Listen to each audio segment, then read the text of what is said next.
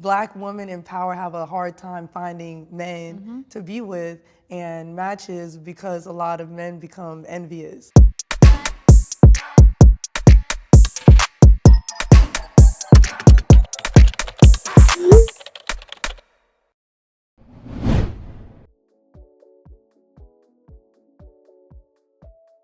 What's your go-to recipe when you're cooking for a date?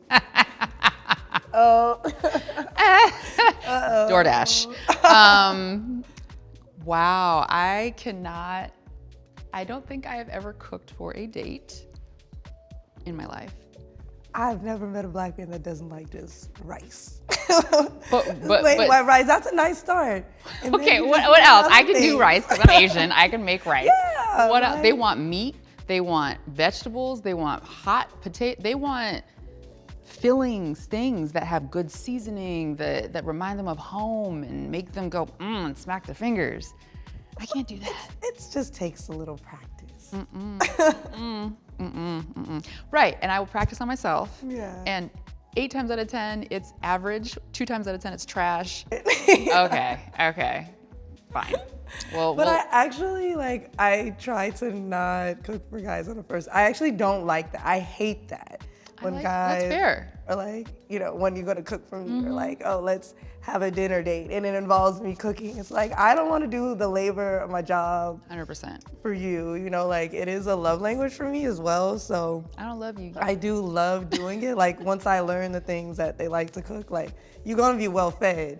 But for like a first date, You gotta earn this. yeah, I was like, you take me out, let's go somewhere else. Or you can cook for me. That's also nice. I agree. Let's see what you can do. Yeah, because I can't be doing this all the time. I like this. I'm turning the question on its head, and I'm gonna have them cook for me. Yeah, Yes. I think that's the vibe. GOAT, greatest of all time. Who is one athlete that you respect or admire? I'm gonna actually go left on this one and say Beyoncé. Oh, okay. I think people love her or hate her for her musical ability, but when I saw her Coachella video, it was the first time I was like, this is an Olympic level athlete. Yeah. Like the amount of breath control that it takes to be able to hit the notes that she does on pitch while dancing, while running around, it is next level. And so I didn't realize that I appreciated her as an athlete until I saw that concert. And now every time I see her, I'm just like, the amount of work ethic and energy and effort and practice that goes into what she does is like, it's Michael Jordan-esque. Next level. She's like elite show Yes. woman, show person. Yes. Who is doing like that? She's a performer at the highest level. Okay, if you could see a concert from any musician, dead or alive, who would you see? I want to see Michael Jackson. I was gonna say I've the same gotta thing. see Michael Jackson. That is the one that it's like, if I saw that, I would never have to go to another concert in my life. If that was the trade-off, like go see Michael Jackson, or you can't see any live show ever again, I would 100%. Okay, I have to throw out an option. Michael Jackson or Whitney Houston? Whitney would just her voice would take over my soul, hearing it live. But Michael's he's the greatest. You're show right, he's person. iconic, he's And just all a things. whole experience, Yes. just seeing the extreme fandom too. That's also part of concerts to me. It's just who else is there, and people passing out. No one does that anymore. I think that would be I agree. incredible. I'm not gonna fight you on that one, but Whitney Houston would be my strong second. Ooh, no emails, text, or notifications. Oh God. What would you do with 24 guilt-free hours away from technology? Oh God, I would read. I would read all day. I read a ton of books. I read so many that I have to start reading them on my phone because I couldn't fit all the books that I buy into an apartment because I ran out of space. So I would read, I would journal. There's no phones, right? So I can't call people. No phones, It's just me. no technology. Okay. I would work out. Okay. But I have to do something easy because I can't have music. So I'd work out, I would read, I would journal, and I would get through a tome. I remember when Harry Potter came out, I read book 7 in one day because I was Wow, you just I was Locked focused. in. I was locked in and focused. So if I had 24 hours, I would meditate, read, journal, and go be in sunshine and just like get all of this right. Is there like a book in mind that you would read? Or books? Like 24 hours is a long time. I would probably finish a trilogy. Like I'm a YA nerd. I read all the books before they got turned into movies that you've ever seen 3 parts of or more. So I'd probably read a trilogy. I'd read something fun. Yeah.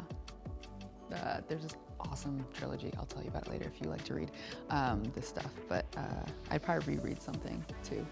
Like The Alchemist or something like that. And just Oh, that's a good one. That's good for like a reset. Yeah. That's like a really good like detox book that like, okay, I'm not in technology, now I'm master manifestor of my life. Exactly. Focus on my manifesting abilities, my manifesting qualities. Like that's what I want. So yeah. It's like a nice 24 That's what I hours. would I do. think you would come out of that a better person. Thank you. I hope so. Oh my gosh, okay, we're still on it. What's the most memorable book or story from your childhood? As a kid, I really liked a lot of like Shel Silverstein books and Dr. Seuss, anything. I mean, all of children's books kind of rhyme, but I really liked The Giving Tree. Oh, okay. I really liked The Giving Tree. I remembered like having that book and just reading it all the time. Yeah. And I just like the illustrations too. Like I like to draw, so any books that had like really nice illustrations. I guess another one, is it like Angelfish? It was this like child's book, and it's blue. It has this like blue fish, this blue angelfish, and just the illustrations in it are just so like beautifully drawn, and the colors, and it's just, when I think of childhood books, like I can imagine like every page of that. Have you ever gone back and looked at a Shel Silverstein book? They're actually like super dark. That's like most things. Like fairy tales are actually like, oh my gosh, like not that scary. Okay, this is fun. What TV show have you watched start to finish more than once? I'm embarrassed to say this. You gotta say it now. If you preface it with that. The only thing that I can think of, like, ever is not even Bridgerton, but Queen Charlotte. Oh. Because I loved it. That's not embarrassing. People like that show. I know, but like as a grown-ass adult with like a lifetime worth of quality TV series that have, I mean, there's been great television series that have come. But I mean, I just wanted my sister to see it. I wanted my friend to see it. I think I've watched that 3 times because it's only 6 hours and it's so good. And the last scene where they're under the bed. Have you seen it? I haven't seen it. Oh no, okay. I'm not gonna say anymore. I'm not gonna say anymore. No, it's okay. I actually like when people kind of spoil it so then I could go back and watch it and like fill in the blanks. And I'm like, oh, okay, that's how that happened. That's crazy. Oh, gosh, the last scene when they're under the bed and they're just going back and forth between like the 8, like her being old and her being young, and the love that's there, like I cry every single time. Yeah. I cry every time. It's one of those. So you're like, so are you ever in the mood where you're like, oh, I feel like I need to cry, and then you watch it? Yeah. It's like that. So it would be Queen Charlotte on Netflix. Oh my god. Okay. I gotta check that one out. Queen Charlotte. I would. It's only 6 hours. Yeah. It's like totally. All episodes. All of it. Oh, that's Yeah. bingeable. That's that's like a light binge. But they pack a lot of story into 6 hours. that. I would recommend it. And she's black, isn't it? Is that the She one? is black. Part of the Or story. Bridgerton is, they're like a Part whole of the bunch story black is that characters. this was the thing that integrated the higher society. So it's like going back in history so that you can understand why now in Bridgerton there are black people and white people who are all in high society, which doesn't make any sense given old school England. Yeah. But this 6-part series actually like explains how that happened. Oh, interesting. Yeah, I would recommend it, obviously. Yeah. Okay, what celebrity couple is, I don't know any celebrity couples. Like I'm very bad at like being in the know. So you're gonna say a name and I'm not gonna know who they are, but what celebrity couple is #relationship goals?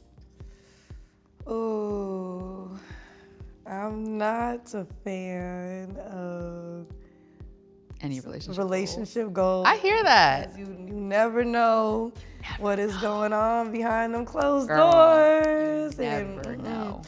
But if I had to choose for the sake of the game, and it's because I've seen them interact in person, is Rihanna and A$AP Rocky. I know the internet was like, I was never confused, but the internet seemed to have a lot to say about them. But I love how he just lets her shine. Like they're both main characters. Yeah. But she is a star, Yes. you know, undeniably in any room, she's going to take up space. If she's even in sweats and the sunglasses, you're going to be like, oh my God, that's Rihanna. You just want to feel that.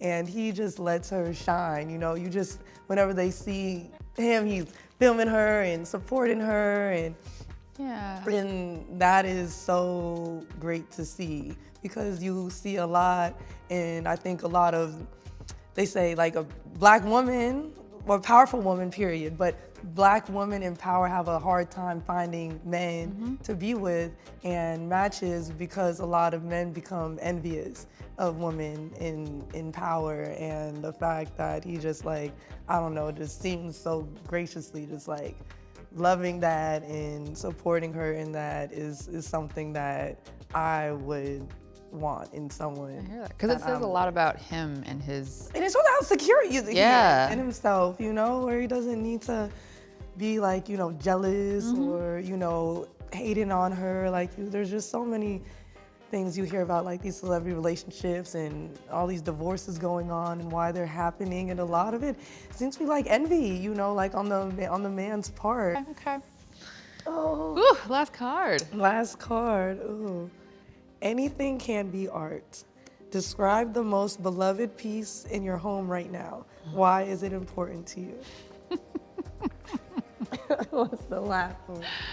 Oh gosh. I would not call myself a creative. And different friends have said different things, but like in a space like this where you're actually hanging out with people who grew up looking at the pictures in the books and not just the words and like, you know, but I have one piece in my house that I've ever bought, that I've ever spent some money for. And it's a watercolor, I think, on canvas of Johannesburg, because I used to live there. In South Africa? Oh. And it's kind of like on the top, it's the skyline of Johannesburg, but you could turn the painting upside down and it would be kind of like a scene of a safari with like the animals. And it's like a 2-in-1. Yeah, and it like melds into kind of like either the city over the animals or the animals over the city. And I just think it's super cool because it connects nature to the city and where we come from and where we're going and like all of this stuff. But it's very bright and multicolored and very Joburg and very Josie. But yeah, that's my one piece of art that I like, that I have. All I need is one great conversational piece. That's true. That's true. I've got That's one. a great one, you know? People are like, oh yeah, and you could be like, oh, watch this. But bam. Yeah, but bam. And then it's a whole nother piece. That's tight.